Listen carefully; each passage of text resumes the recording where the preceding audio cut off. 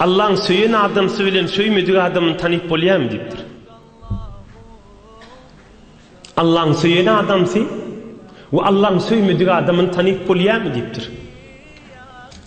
Oğlum bir kova adamdığını Hazreti Resul-i Ekrem aleyhissalatu vesselam ulul iştiyenmiş, özünün anıptır, ağzından nur çıkıptır onsan, Peygamberimiz yine ondan soraktır. O adam neyme soradı? Ey Resulullah, Allah'ın söyün adamsı ve Allah'ın söymediği adamının alamatı var mı deyiptir. Oğlum Peygamberimiz ona aydıptır. Keyfe asbahta? Ey Zeyd deyiptir. Sen güne evti bilen sağımağını örüngde ne niyet bilen turuyan deyiptir. Onunla ol adam 3 cümle aydıptır. Ya Resulallah, min güne evti bilen turamda evvelki cümleti şey. Asbahtu uhibbul hayra ve ehlehu ve men ya'melu bih.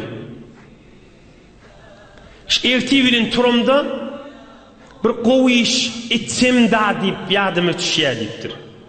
Bir de şu qowy işi diyen adamları özüm qowuryan deyiptir. Bula bir oldu.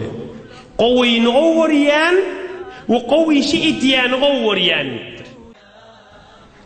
Her kim aytacak da meni qowuryan qowdadı qowy işi deyip yo jüre del. Ey cemaatlar, şehirlerin içinin zindagisi bir form olup bar ya. Aslında adam evveli söp turuya, akşam yatıya da bilkim oğulur salım olsun bu arada. Azbes zindagisi oğlum, şoğum, dünyam, öyüm, tükanım, pulum deyip bar ya. Şu qowyni qowurmak, ya bir soğabı qowurmak, ya bir qowy iş edeyin zindagilerden çıkıp bar ya da. Yoksa sen aydiyen sana o her kim qowdadı qowur ya deyip. Mutaassifane şehirlerin içinden çıkıp bar ya. Fikretli var şehirlerin kuçelerini, şehirlerin şulukluğun fikretli var. Erhili ya erhiliyde inatı oğlun şok ya yeki ya mücerredi ya şabbe ya zinanı ya erkek.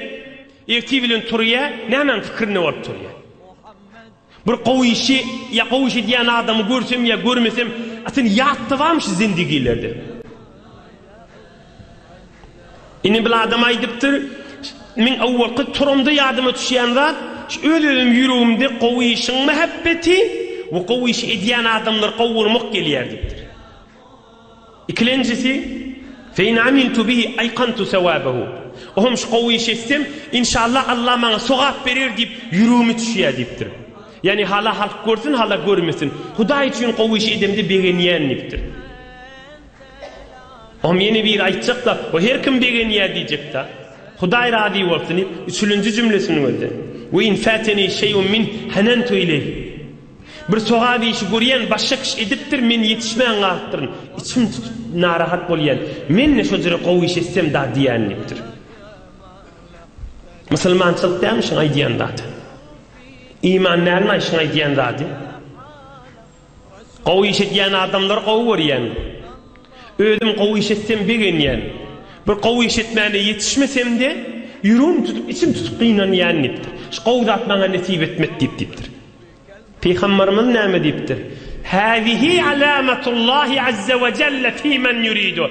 Ine Allah'ın qowuryan adamın alamatı şu 3 deyiptir.